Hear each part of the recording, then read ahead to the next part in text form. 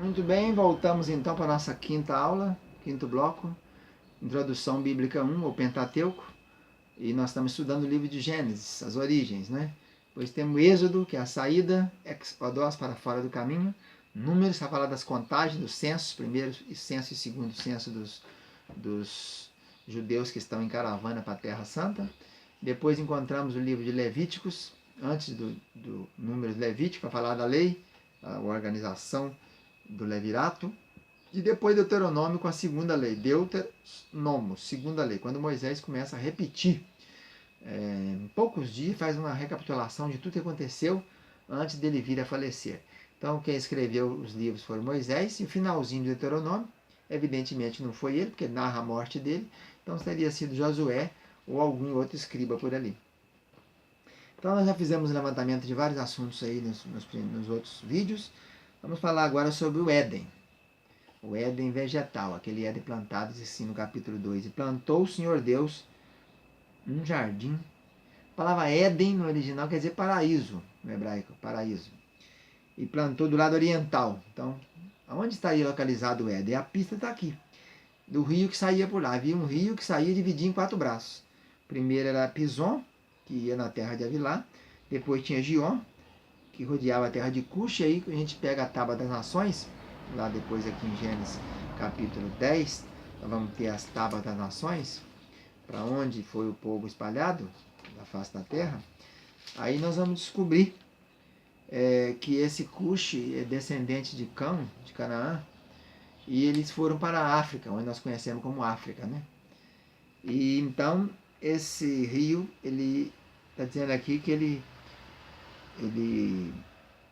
rodeava a terra de Cush. Então seria Etiópia, aquela cabeceira da África ali. O Egito mesmo, ele é um país transcontinental. Ele está no continente africano e no asiático também, que é a Península do Sinai, que está do lado ali, onde nós temos o Mar Vermelho, né?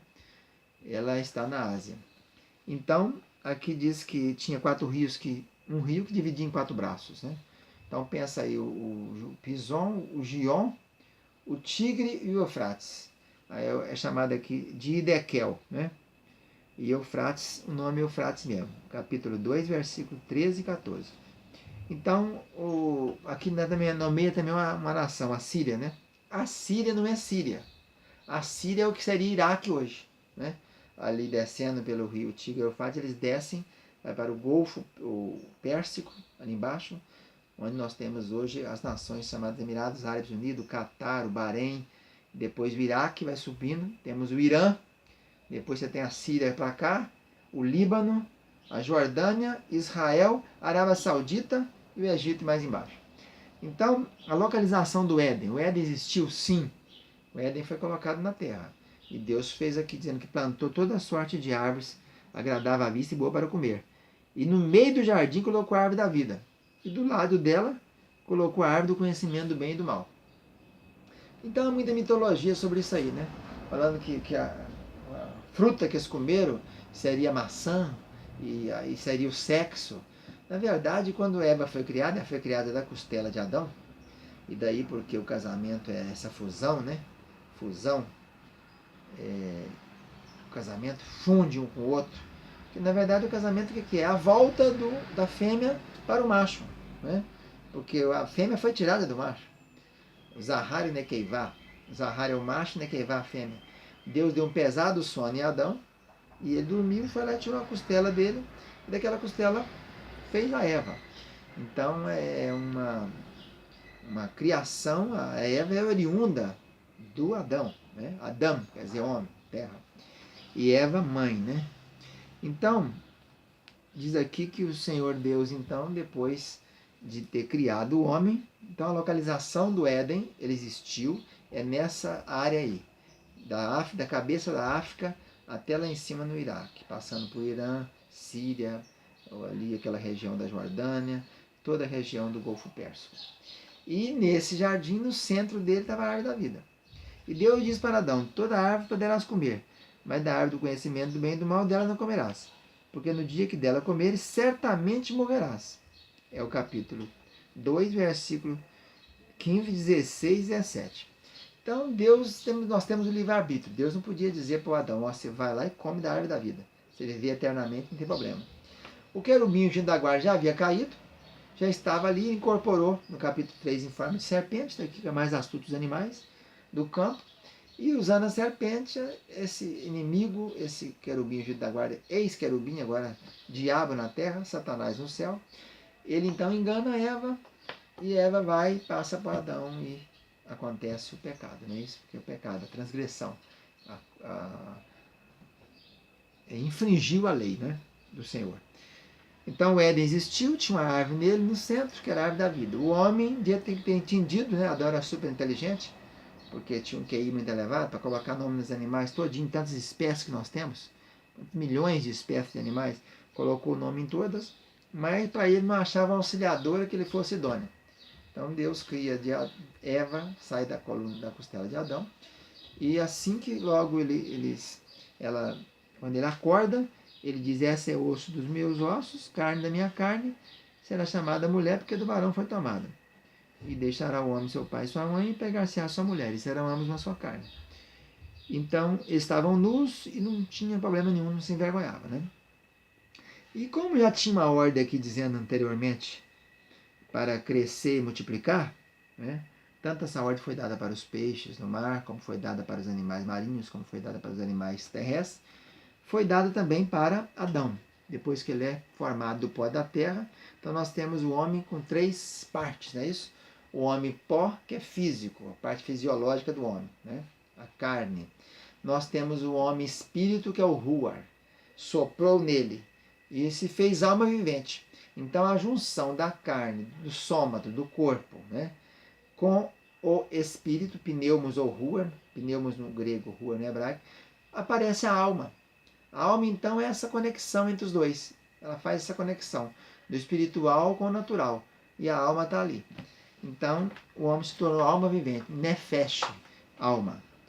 E aí diz aqui que o Senhor então colocou ele ali, deu essa orientação para ele. Satanás também estava ali, o diabo, né, que aqui na terra é chamado diabo, ouviu aquela orientação e já começou a arquitetar a maneira de desencaminhar. E usou Eva, que deveria estar com Adão, não estava, né, porque é um casal só, estava habitando ali, e já tinha alguns filhos com certeza. Outra ideia errada que a gente encontra aqui é achar que só depois do pecado tiveram filhos. Na verdade, dizendo aqui que o Senhor Deus criou o homem, depois criou a mulher, e mandou então que multiplicasse e crescesse. E evidentemente que logicamente eles conheceram o sexo ali, logo depois da criação, que estava vendo o sexo ali no jardim direto, já tinha visto cavalo com a égua, já tinha visto galinha com galo, estava vendo tudo ali todo dia, porco com porca, né? E aí ele já logo entendeu e começou a descendência do ser humano a aparecer. Claro que os primeiros que nasceram não foram homens, foram mulheres. Por que isso? Porque o texto diz aqui que o primeiro que nasceu, o homem, chamou Caim. Caim quer dizer varão. Conquistei um varão, conquistei um macho. É porque tinha um monte de fêmea antes. Senão não tinha colocado o nome dele de macho, de varão, né? Ela colocou Caim. Alcancei do Senhor um homem. Porque tinha um horror de mulheres. E evidentemente até é verdade isso. Porque com quem Caim ia casar? Se não tinha mulher, né? As irmãs dele mesmo, que naquele tempo o incesto não era proibido. Então, já tinha um monte. O pecado nunca foi sexo. Sexo não é pecado, né? Fora do casamento é. Mas no casamento criado por Deus, não. Ele é prazer e procriação e etc. Então, Adão teve várias meninas já, até porque também Eva chama mãe. Ela será chamada o quê? Varoa, mãe. É porque está produzindo, né?